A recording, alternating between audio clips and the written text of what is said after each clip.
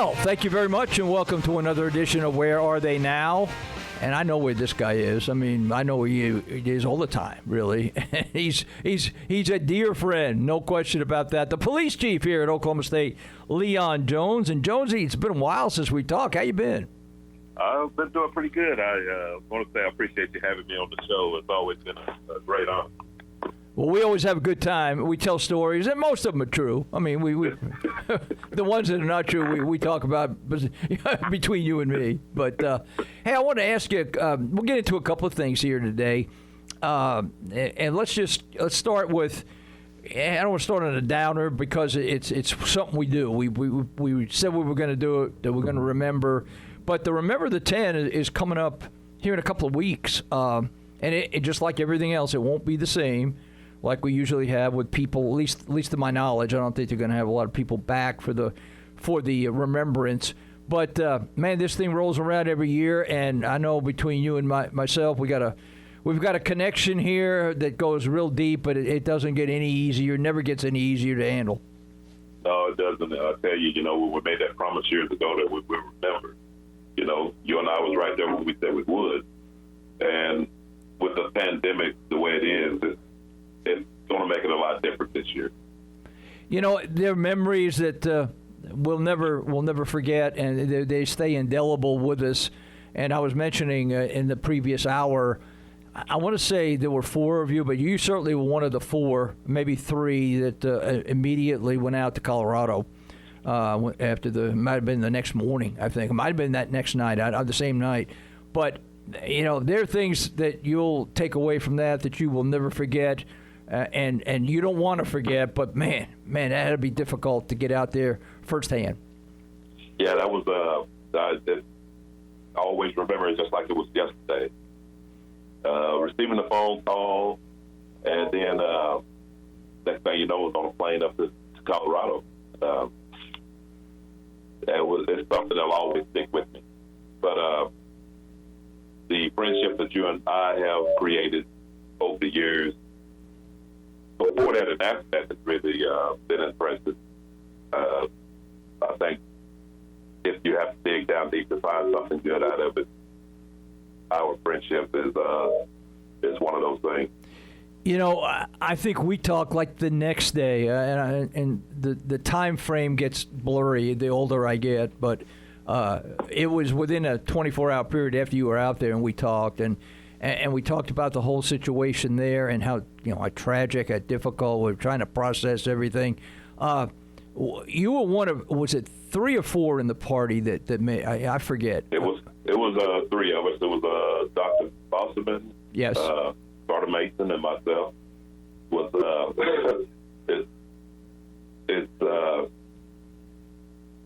I say crazy, but I didn't get home till like 3 o'clock that morning afterwards. Mm-hmm. And we were on a plane that next morning, headed that way with the unknown ahead of us.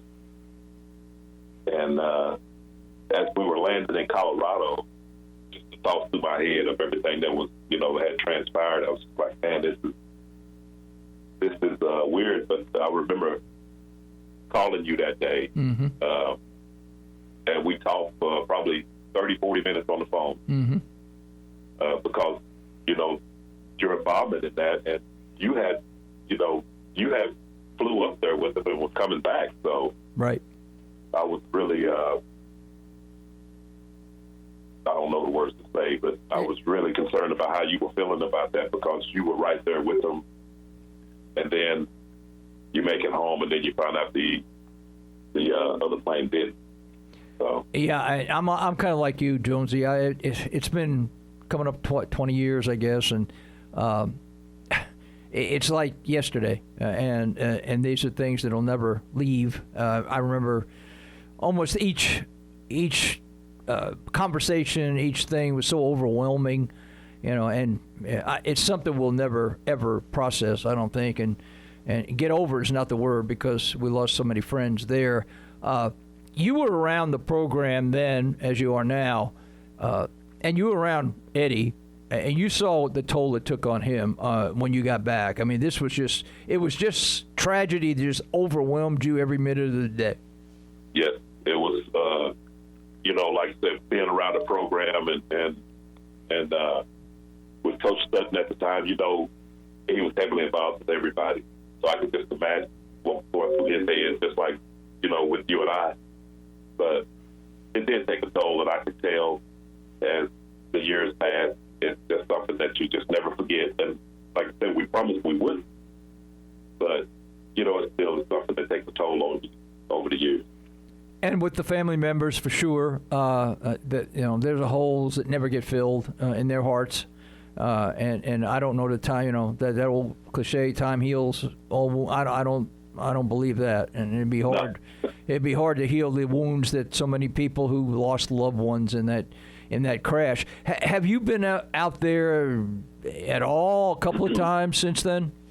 Yes, it made several trips.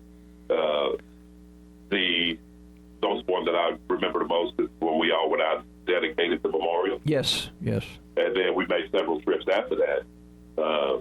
The area around it has changed quite a bit, but it's still there. It is very impressive that our friends in Colorado kept their promise to keep that up. And then I know a lot of people from Stillwater go there, and they still, take care of it. And it is really up to us to keep that memory going, to really make sure that people remember that. And when people come to Gallagher Island, that, walk by the memorial there, and they see it, and they not really understand what's going on, I make it a point to explain it to them, so they can keep that going through the generation.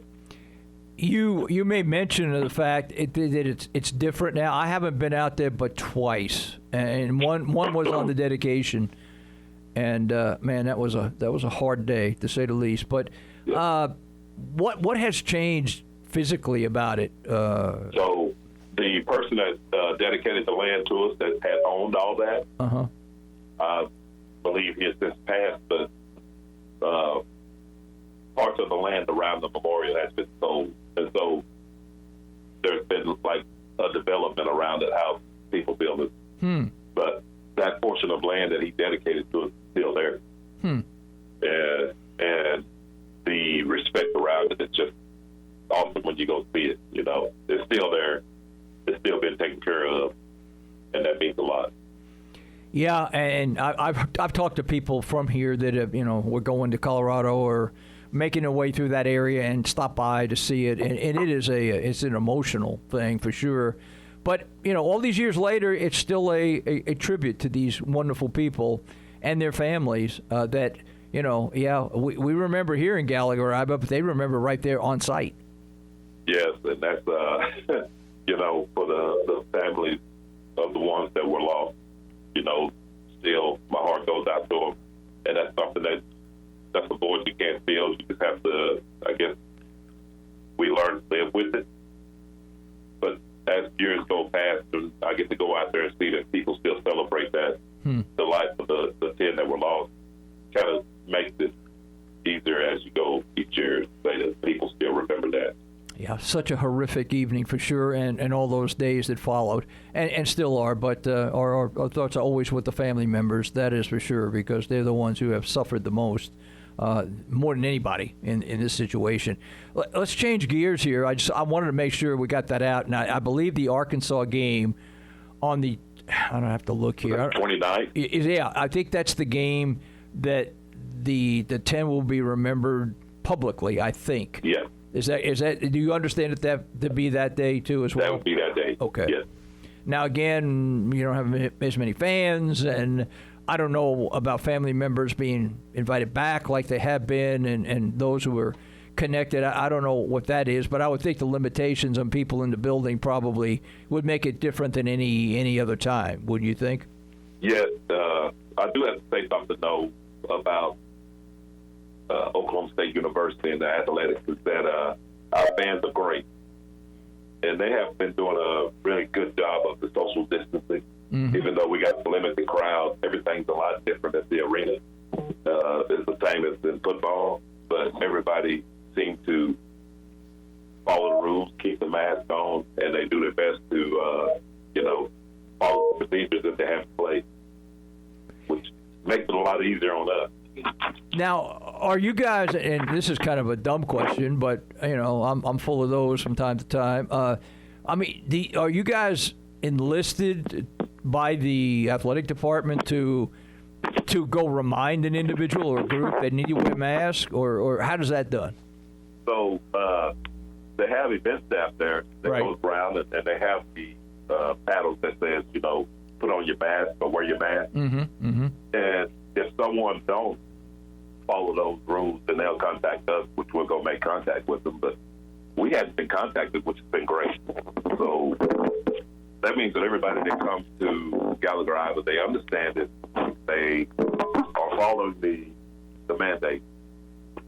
And it makes for a fun environment.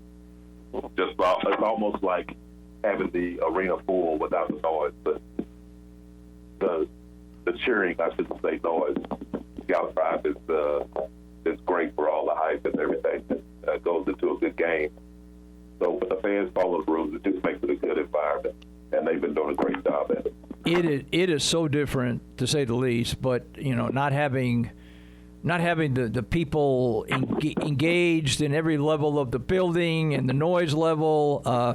I think we find this around the Big 12 as well. I mean, it's never easy to win on the road, but I do think it's easier now in this day and age because you don't have to handle crowds. I mean, for the most part, everybody has cut down on the number of people that come to their games, so it's a little easier to win on the road. But the environment is different. Have you gotten used to it yet? No. Okay. No, I tell you, it is it's quite different, and I do have to say, with the guys out there playing on the court, I know they're focused on the game. I know they're focused on making the free throws and the shots. It's just different to me when I'm sitting there and I'm watching and I see that the arena is, not even 20% full. Mm-hmm.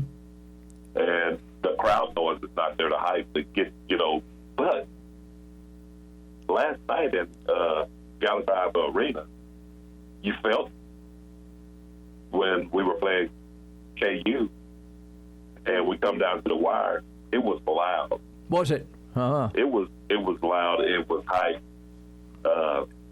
Being in uniform, I'm supposed to be emotionalist in most of those areas. Mm-hmm. It was hard for me to just stand there and not jump up and down and fist off or what have you. So I maintained it, but it was I had my mask on, so people couldn't see me like from ear to ear.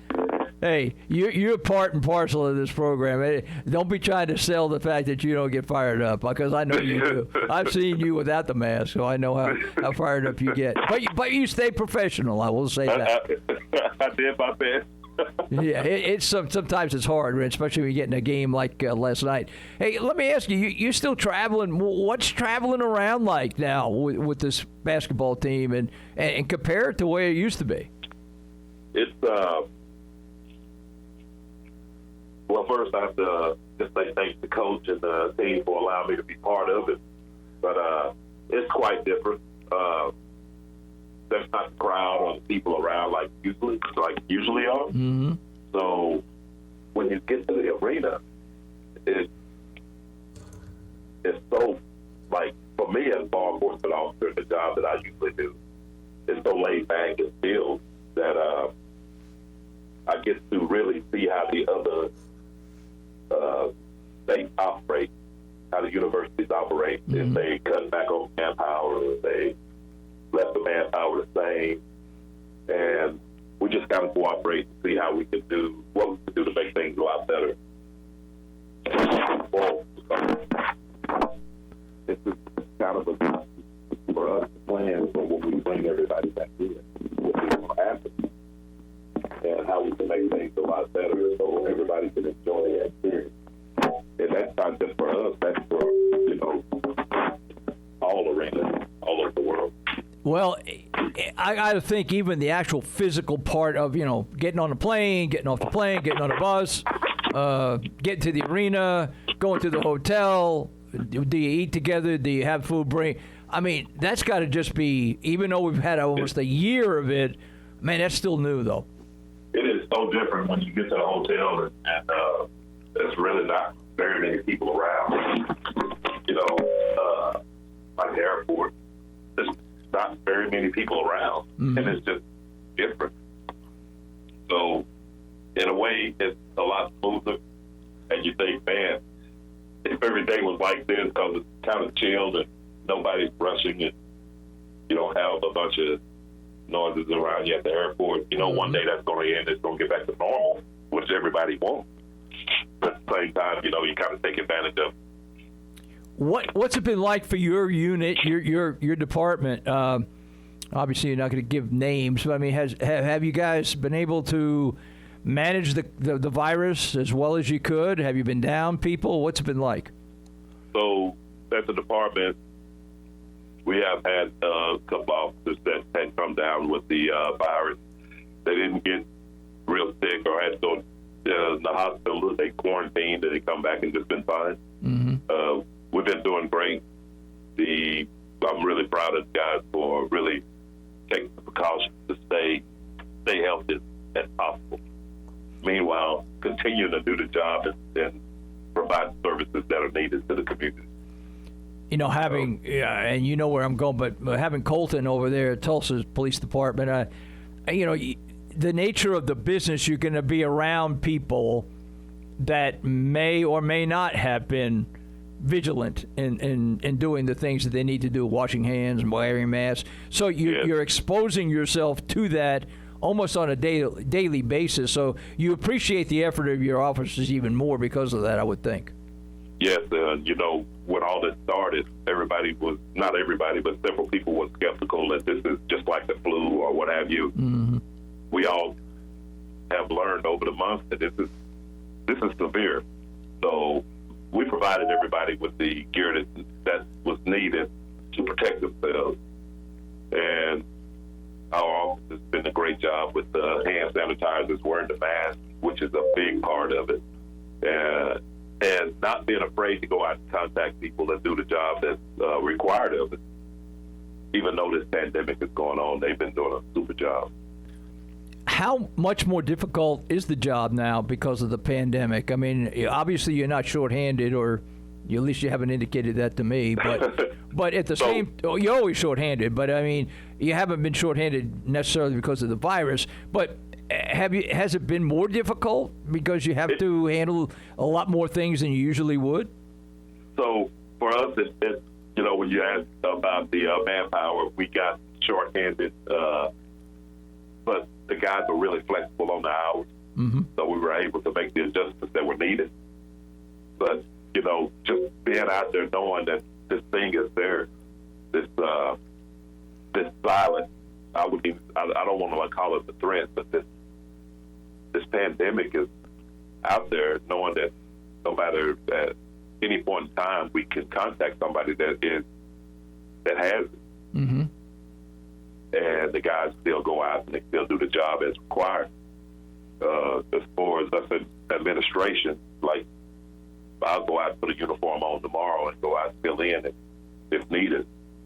But administration-wise, it has given us a chance to look at our policies and try to make sure we are moving forward best we can, because as things get back to normal, it's going to be a lot different than what we were used to just in 2019. So, and maybe one of the downsides it's probably the positive, that we've learned in all walks of life what we can do now under all these restrictions. And, maybe when it does become normal again, whenever that is, or whatever normal is, we'll find out that we did it this way under duress. Maybe we could do it this way when things are good. Right. And I tell you, so the mask, some people love it, some people hate it. I got to keep in the middle because I got a mask for every day. Yeah. And so I kind of try to make it a fun thing, saying it's like socks. People buy socks and they compare the socks in the workplace. Say, hey, my sock game is strong. My mask game is strong. So your game is strong anyway, George. I'll tell you, your game is strong. No matter, you got the total game going on. I can tell you. I appreciate that, brother. Let me ask you, too, along this line, unprecedented, I say. I don't recall a the students being away from campus this long. I mean, somebody might call me and say, "Well, don't you remember whatever?" But it's been a long time since we've had the total student body on campus. Now they're going to return Monday, as I understand it, right? Yeah. What's that been like? Having to patrol and administer the campus without most of the students here. It's been really different. It's almost like summertime, when most students leave over the summer break. We still have a few that's on campus, but for this time of year when school is normally in session, your body is like your internal clock. So when you're on campus and you're thinking, man, all the students should be here and walking to class and doing whatever, they're not there. So it kind of puts you in a mindset that it's summertime. Yeah. And everybody's off on summer break when that's not true. So yeah, it's quite an adjustment. But like I said, we take advantage of it by making sure that we have everything in place as far as procedures and policies, because when everybody comes back, we want to make sure that we're providing services that we promise. Yeah, and it's not a gradual comeback. I mean, maybe starting Friday it'll be gradual, but Monday morning it won't be gradual. It'll be right here. It'll be like moving. Hey. Yeah, you're right there. Were there, I don't know, you're not going to run down crimes, but just in general, were there things that were challenging without people on campus for the most part? More so than when you have a full house. Were there some crimes that you had to stay up with that you wouldn't have necessarily done had there been a lot of people around? So building security and stuff like that was really high on our list. But the one thing that really got us was the fraud. Telephone fraud. Yeah. So we had the big unemployment fraud thing going on where people was using names of people that work at Oklahoma State filing unemployment claims. Mm-hmm. But the one that's the worst is people calling citizens and saying, hey, they were portraying that they were me. And that if they didn't send them this amount of money, they were going to come and arrest them. And golly, really? And first off, you're not going to get a call from me saying that if you don't transfer money to this account, then we're going to come arrest you. That's just not how it works. So I want everybody to know, if you receive a phone call from anybody that says they are the Chief of Police Leon Jones, hang up the phone and call the OSU Police Department at its regular number. But quite a few people have been scammed on that so far. So it's the telephone scam that we've been dealing with the most. Can you ever bring these guys to justice? I mean, or is that just a pipe dream? Right now, to be honest with you, they are very hard to catch because sometimes they're not in the state, and sometimes they're not even in the country. Yeah. And so we're still working at it, working with the FBI, local agencies. It's just something that's just going to be hard to catch, and we just can't stress enough not to fall for it. Well, we don't want to borrow trouble where there is none, but, and again, you're always good at reminding me in a nice way. Look, Tom, I'm not going to give you the whole game plan, okay? And I appreciate that, and that's where I'm going. But just in a general sense, I know the state on their statewide level has been alerted. The inauguration day could create some unrest around the country. Have you guys honed in on that on a college campus? Yeah, we'll be definitely up in the game on that, because after what we saw last week, we don't know what could happen, but we'll be on high alert, because that I feel that affected the nation in both ways. It definitely affected me when I saw that happen at the Capitol. So, yeah, we'll be on high alert. We'll be ready for what comes. Hopefully everything goes smooth. We're in the middle of an angry nation right now. Yes. Does that concern you that it could carry over to a campus environment, or are we making something that's not there and we don't need to talk about it? I hope it don't carry on to a campus or any city. Yeah. I know that each capital will be on high alert. So I don't know. I think we'll be fine, but you never know. Whenever someone gets an inkling to do something, we just hope we're in the right space, in the right spot to make sure that we can stop it from happening. I will say this: over the years that I've been around, Jonesy, I mean, we don't ever talk about a lot of plans that are in place because that's not what we want to do. We don't want to make them public. But I will say that and this is probably a good thing, wouldn't you say? There are a lot of plans that you guys have in place for various things throughout the year that never get implemented, but is darn well good that you had them. Yes, there's lots of training, put it that way, and resources that we have available for us has just been great. We hope we never have to use them, but it's nice to know that we have them if we need them.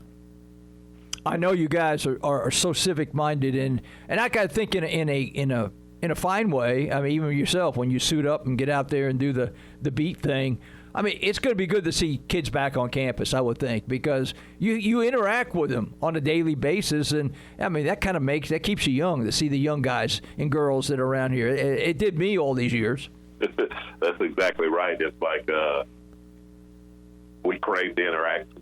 I mean, that's the reason we're there, is to make sure that we can provide the community with the services that's needed. And when the community is not there, we feel empty. So we're looking forward to it. And hopefully we get back there sometime soon. Are there any programs that are new since you and I have either done TV or radio? Any new programs you'd like to get out and let people know about? So right before the pandemic hit, we had started a Citizens Academy for students, where they receive college credit for attendance. So it'll be a semester-long Citizens Academy for students, which that's big. Hopefully we can get people more involved, that we want to show them what we do. And we have also created a foundation account where we can generate funds so we can give out scholarships to students as well. So we're trying to give back to the community that gives us, the opportunity to be who we are as law enforcement officers on campus. And the last thing, we always wrap it up this way, but people listening out there, you encourage interaction, you encourage phone calls, you encourage the population to reach out to you guys and vice versa. So how would they do this? There's various ways you can get in touch with Leon Jones or any of his officers. Yes, you can call the 405-744-6523 number. You can stop by the department. We'll give you a tour. We'd love to give you a tour and show you everything that we do. Like I said, we have the Citizens Academy for anybody who wants to join. Now we're starting the Citizens Academy for students. Our website, okstate.edu/police. Any kind of way you can get in touch with us. If you have any questions, feel free to call us. We will make sure that we ask you questions before we hang up or before the visit. I might have to make my way into that academy thing that you got. You'll have my personal invite. You come on over. We'll show you it all. I've been in there several times, and I want to enforce. I've been there on my own. I mean, I wasn't required to come in there. No. But it was always on a friendly basis. Come visit somebody. Yeah.